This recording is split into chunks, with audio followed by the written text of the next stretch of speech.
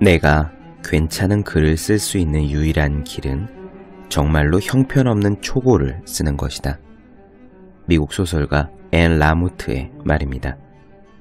슬램덩크의 작가 이노우에 다케이코가 슬램덩크 그로부터 10일 후를 제작하는 과정을 담아낸 다큐멘터리를 본 적이 있습니다. 그는 슬램덩크의 누적 판매 부수 1억 권 돌파 기념으로 시골의 한 폐교를 빌려 칠판 위에 분필로 그림을 그렸죠. 주인공 강백호의 뒷모습을 그리는 장면이 있었습니다. 카메라는 롱테이크로 작가의 분필을 묵묵히 지켜보았습니다. 대초에 텅 빈 녹색 칠판이 있었어요.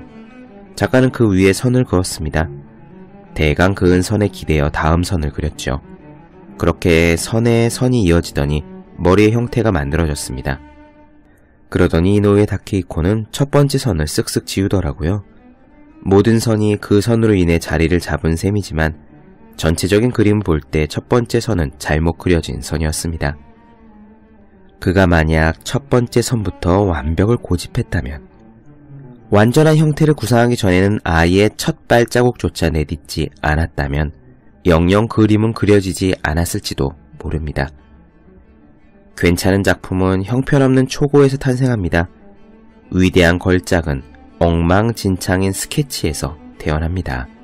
탁월한 아이디어는 황당한 생각을 딛고 번쩍입니다. 틀려도 좋다는 생각으로 문제에 달려듭시다. 꼴찌에도 상관없다는 마음으로 시합에 참가합시다. 10분만 공부할 각오로 책상 앞에 앉아봅시다. 어쨌거나 일단 시작하는 겁니다. 완벽할 때까지 시작을 미룬다면 영원히 시작할 수 없습니다. 365 공비타민 어쨌거나 일단 시작하자의 한 대목으로 시작합니다.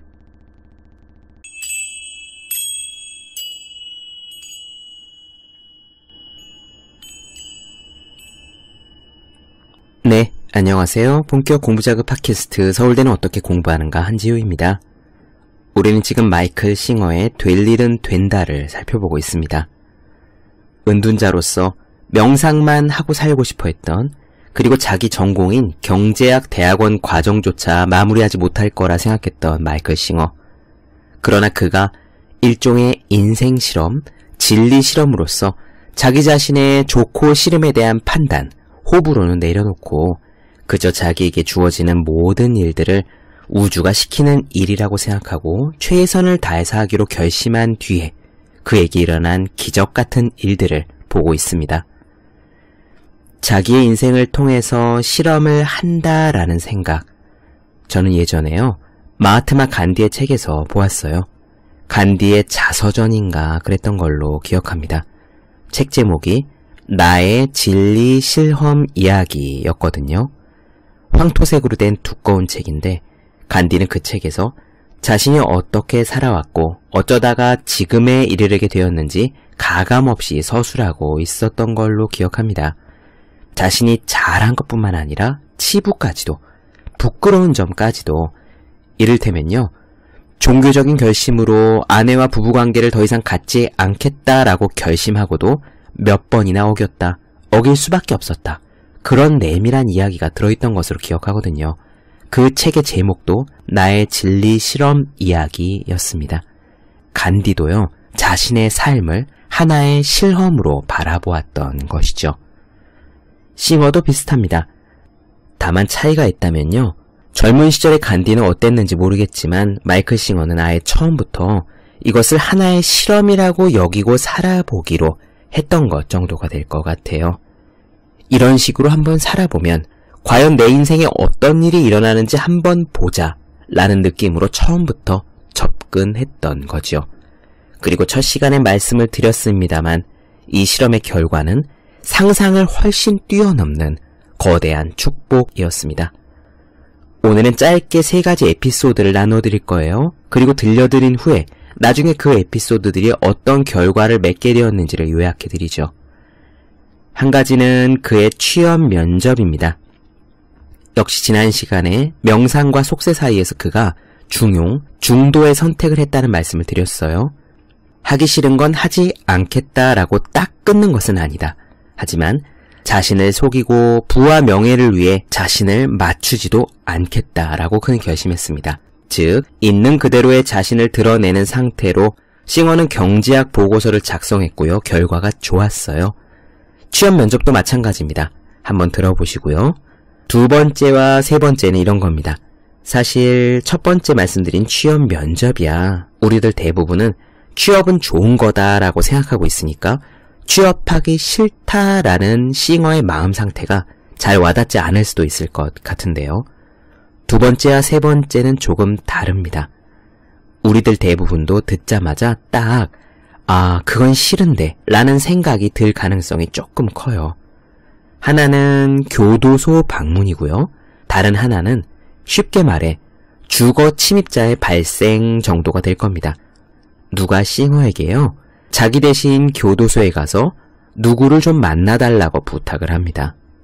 또 어느 날 싱어가 살고 있는 숲에 누가 찾아와서 자기도 같이 살자고 합니다. 어떻습니까? 이 정도 일이라면 딱 나도 그건 싫은데 라는 생각이 드시나요? 하지만 싱어는 스스로 결심한 진리 실험대로 자신의 호불호는 내려놓고 주어진 일은 모두 최선을 다한다 라는 자세로 임합니다. 그럼 오늘 내용 시작해 보겠습니다.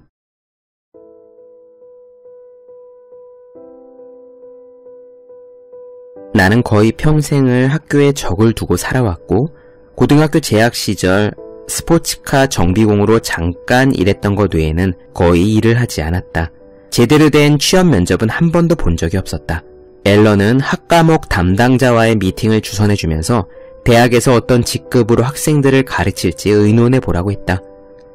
면접 인터뷰 당일 나는 평소처럼 청바지에 샌들을 신은 채로 나타났다. 과목 담당자는 내게 가르치고 싶은 과목이 무엇이냐고 물어보는 것으로 인터뷰를 시작했다. 나는 정직하게 답하는 것이 옳다고 생각했다. 그래서 머릿속의 목소리에 대해 내가 알게 된 것을 가르치고 싶다고 말했다. 쉴 새 없이 떠드는 그 목소리에 우리는 귀를 기울일 필요가 없다. 우리는 내면의 훨씬 깊은 자리에서 평화를 느낄 수 있다라는 내용을 학생들에게 알려주고 싶다고 말했다. 또 우리는 광활한 우주를 돌고 있는 이 자그마한 행성 위의 존재들이므로 이 삶의 여정을 즐기는 것이 마땅함을 가르쳐주고 싶다고도 말했다. 놀랍게도 담당자는 그런 커리큘럼이 가능한 수업이 하나 있다며 사회과학 인문 수업을 가르치면 되겠다고 답했다.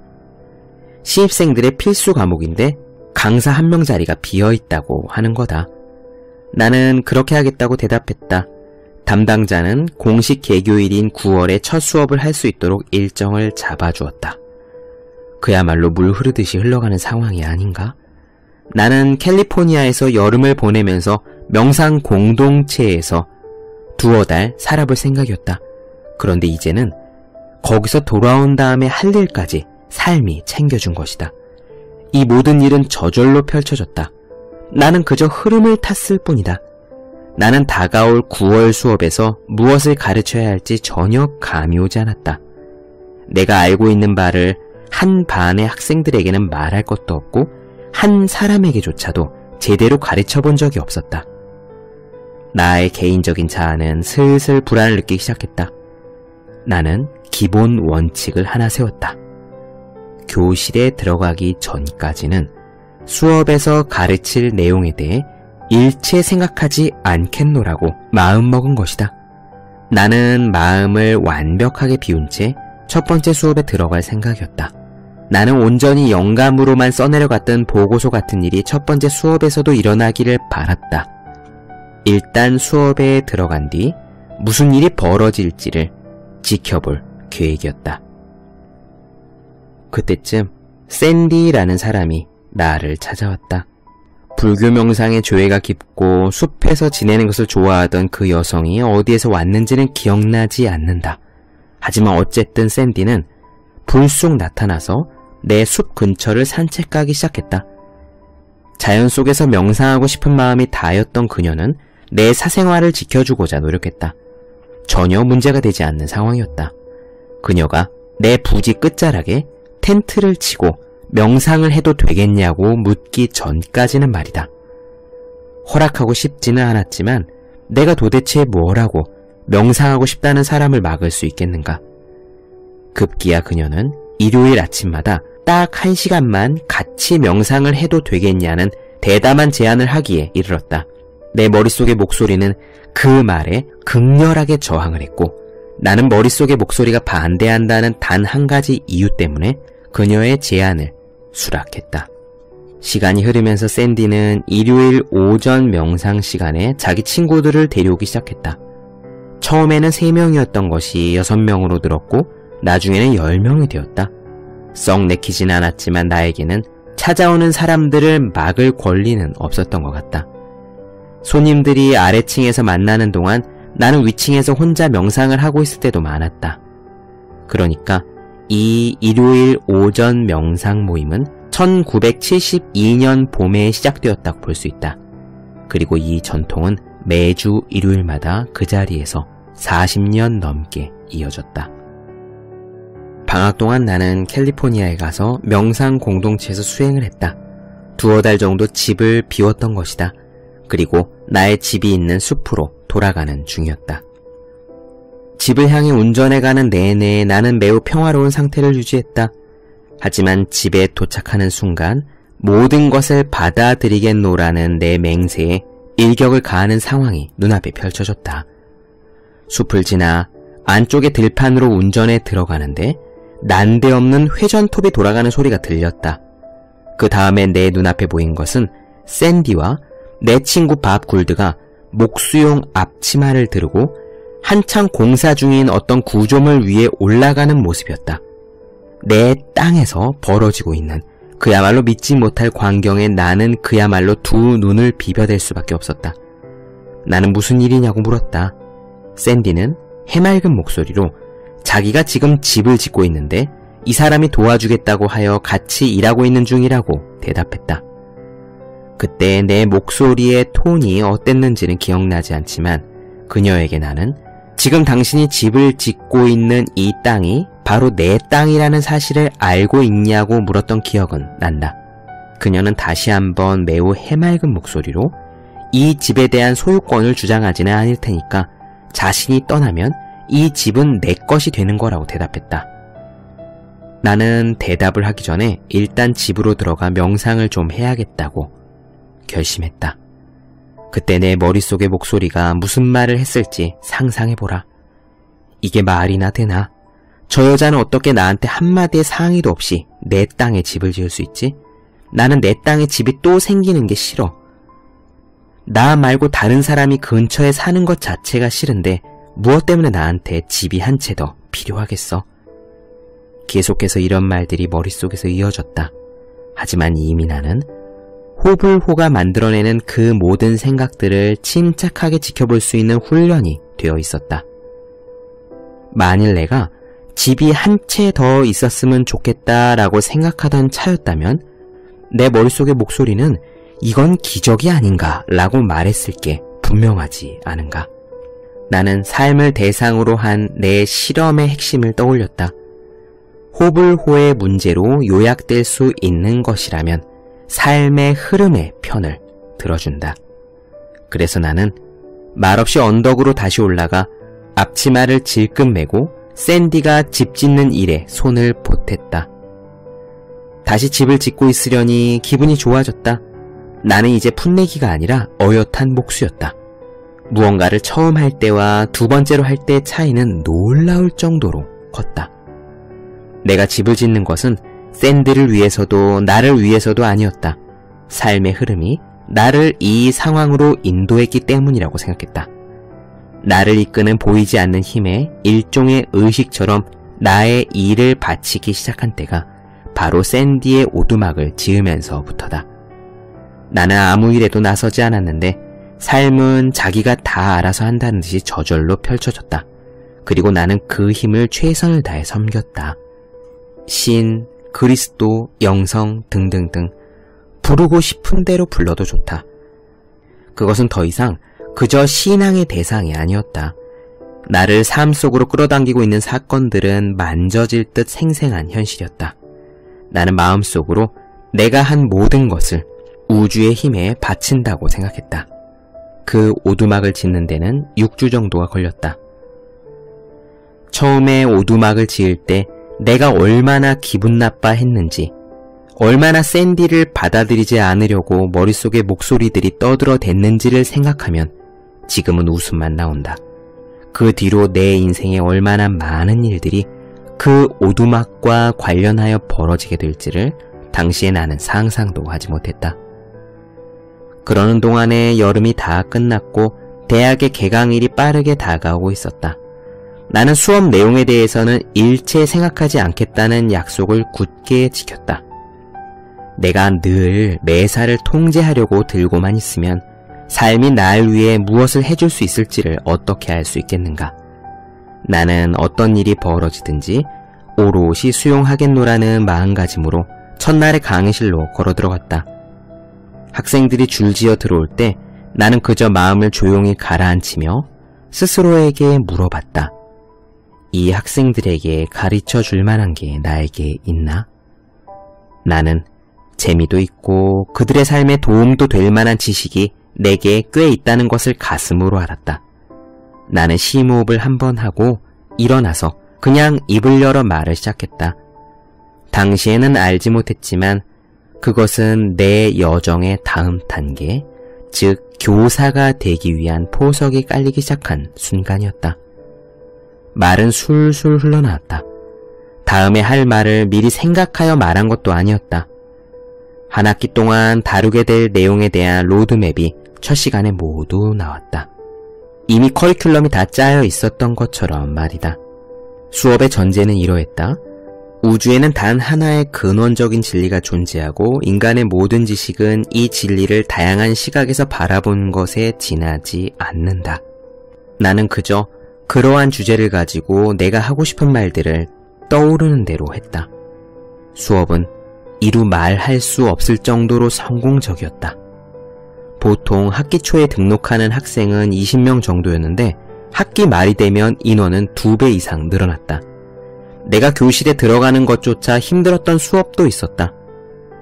등록한 학생은 20명인데 40명 정도의 학생이 추가로 교실에서 혹은 복도에 서서 강의를 들었다. 학생들은 계속 친구들을 데려왔다. 나는 여전히 고요한 삶을 원했고 이 모든 것이 나의 수행에 방해가 되게 하고 싶지 않았다. 그래서 수업 직전에 학교에 도착했다가 수업이 끝나면 바로 떠나고 교수회의나 학교 행사에는 일절 참여하지 않는 식으로 스스로를 격리시키려고 애썼다. 그래도 별 문제는 없었다. 그것만으로는 모자란다는 듯 산타페 대학의 수업은 또 다른 아주 영적인 사건들이 흘러들게 하는 바탕이 되었다. 이번에는 하필이면 내 박사 논문이 빌미가 되었다. 나는 지도교수에게 내 인생은 이미 경제학과는 너무나 멀어져 있어서 박사 논문을 쓸 생각은 전혀 없다고 계속 말해왔다. 그럼에도 불구하고 하루는 그가 나에게 약속을 하나만 해달라고 부탁했다. 자기에 대한 호의의 차원에서 자신이 읽어볼 만한 것이면 뭐라도 좋으니 써서 논문으로 제출해달라는 것이었다. 나는 그분을 대단히 사랑하고 존경했기 때문에 그분의 소원을 들어드리는 뜻에서 글을 쓰기로 했다. 바로 그날 밤 나는 경유로 된 램프를 켜고 방바닥에 앉은 뒤 그 약속에 걸맞을 만한 내용이 과연 내 안에 있는지 스스로에게 물어보았다. 나는 괜찮은 것을 쓸 수 있겠다는 깨달음이 왔다. 주제가 정해지자 영감이 쏟아졌다. 그 글이 경제학 박사 논문으로는 받아들여질 수 없을 것임을 잘 알고 있었지만 나는 그저 그 주제에 대해서 가슴을 바쳐 매진했다. 글은 어떻게든 완성되었고 완성된 글은 저마다의 운명을 갖고 있었다. 박사 논문 심사위원 중 한 분의 소개로 어떤 출판사가 나에게 연락을 해왔고 1년이 채 되기 전에 내 논문은 진리의 탐구라는 제목으로 출간되었다. 그것이 35년 전의 일이지만 이 책은 아마존에서 매달 몇 부씩 꾸준히 팔리고 있다. 이 책을 탄생시킨 일련의 내맡김의 행위에 대해 주어지고 있는 적당한 찬사라고 할 수 있겠다. 이 모든 일 가운데서 잊지 말아야 할 사실은 내가 마음의 목소리를 따랐다면 이런 일은 일어나지 않았을 거란 점이다. 개인적인 호불호 대신에 삶의 흐름을 따르다 보니 어느새 나는 목수이자 스승이자 작가가 되어 있었다. 나의 내면 역시 성장했다. 영적인 것과 영적이지 않은 것을 구분짓던 명확한 선은 점차 사라지기 시작했다. 산타페 대학에서 학생들을 가르치며 경험한 에너지는 내가 명상을 하면서 경험했던 에너지와 다르지 않았다. 나는 모든 것을 영적인 에너지의 흐름으로 바라보기 시작했을 뿐만 아니라 강의를 하러 오는 것과 일을 하러 가는 것과 명상 수행을 하기 위해 집으로 가는 것 사이에 아무런 차이가 없음을 깨달았다. 1973년의 여름이었다. 내가 사는 곳에 매우 흥미로운 변화들이 들이닥쳤다. 내가 무슨 수를 쓴 것도 아닌데 자연으로 돌아가기를 꿈꾸는 사람들이 내 부지 주변에 6,000평 정도 되는 땅을 거의 다 사들인 것이다. 그중 많은 사람들은 어떤 형태로든 명상과 요가에 빠져 있었다. 내 집에 바로 뒤에 있는 땅을 산 사람은 밥 틸친이라는 남자였다. 처음 보는 사람이었는데 그 역시 요가에 빠져 있었고 무엇보다 매우 다정다감했다. 하루는 그가 내게 부탁을 해왔다. 북쪽으로 65km 정도 떨어져 있는 경비가 삼엄하기로 유명한 유니언 교도소에 복역 중인 제리라는 수감자와 펜팔을 하고 있었던 모양이다. 그는 펜팔 외에도 가끔씩은 이 수감자를 면회하러 갔던 모양인데 그가 잠시 다른 지방에 가야 할 사정이 생겼다는 거다. 그러니 자기가 없는 동안에 제리를 만나러 가줄 수 있겠냐는 것이 그의 부탁이었다. 나로서는 참 괴이한 일이었다. 그쪽 일에 경험이 있었던 것도 아니고 나는 그저 여전히 혼자만의 삶을 잘 살고자 하는 사람이었기 때문이다. 하지만 머릿속의 생각이 안 돼, 싫어 라고 말했기 때문에 내 입은 알겠어요, 그러지요 라고 대답할 수밖에 없었다. 경비가 삼엄한 교도소에 직접 가서 생판 얼굴도 모르는 사람을 만나 이야기를 나눈다는 것이 과연 어떤 느낌일지는 짐작조차 되지 않았지만 직접 가서 느껴보기로 했다. 어느 토요일 아침 나는 교도소로 가서 젊은 흑인 남성인 제리를 만났다. 내가 학교 수업에서 가르치던 것과 비슷한 주제를 놓고 이야기를 나누면서 우리는 몇 시간을 함께 보냈다. 아주 지적인 사내였던 그는 내 얘기에 진지한 관심을 보였다. 그가 얼마 전부터 명상을 시작했다고 하기에 함께 명상도 했다. 그가 나에게 다시 와줄 수 있겠느냐고 물었고 나는 그러겠다고 했다. 두 번째로 제리를 만나러 갔을 때 놀라운 소식이 나를 기다리고 있었다. 지난번 만남과 명상이 너무도 즐거웠던 그가 그룹 명상에 관심이 있는 재소자 5-6명을 모은 것이다. 나는 교도소 당국에 연락을 했고 그런 그룹 모임은 종교 모임으로만 등록될 수 있다는 답변을 받았다. 제리는 자기 자신을 불자라고 생각했고 나 역시 선불교 명상을 해왔기 때문에 우리는 그렇게 플로리다 교도소 역사상 아마 첫 번째가 아닐까 생각하는 불교 모임을 시작하게 되었다. 토요일 아침 교도소에서 만나서 명상을 하는 광경은 초현실적으로 느껴졌다. 내면의 아주 고요한 자리에서 나는 머릿속의 목소리가 나에게 이렇게 말하는 것을 지켜봤다. 내가 어쩌다가 여기까지 오게 됐지? 시간이 한참 지나고 나서 안 일이지만 교도소 수감자들과의 만남은 내 평생 가장 보람찬 경험 중에 하나가 되었다. 이웃인 밥 틸친이 요청한 단 한 번의 부탁, 게다가 맨 처음에는 하기 싫어라는 저항을 불러일으켰던 그 부탁은 재소자들과의 30년을 넘기는 작업으로 이어졌다. 그리고 이 일로 인해서 내 가슴은 가장 뜻밖의 엉뚱한 곳에서 자신을 여는 법을 배워가고 있었다. 나는 봉사란 게 어떤 것인지를 배워가고 있었던 것이다.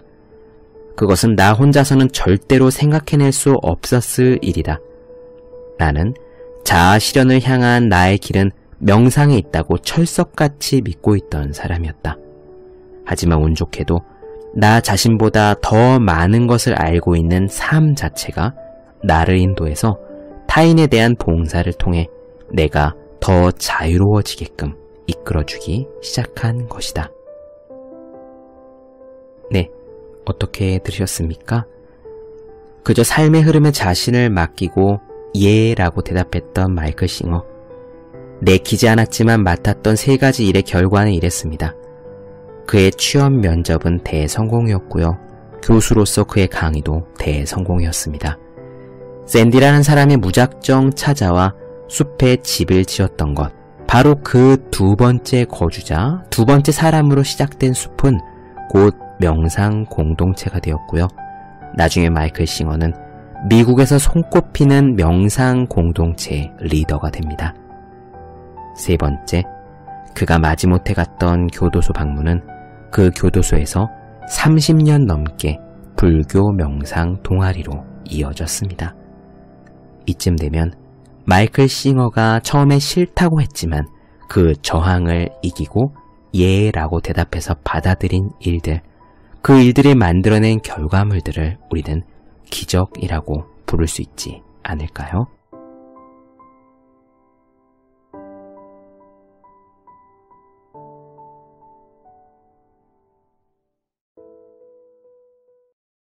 네, 본격 공부자극 팟캐스트 서울대는 어떻게 공부하는가, 마이클 싱어의 될 일은 된다 나누어드렸습니다.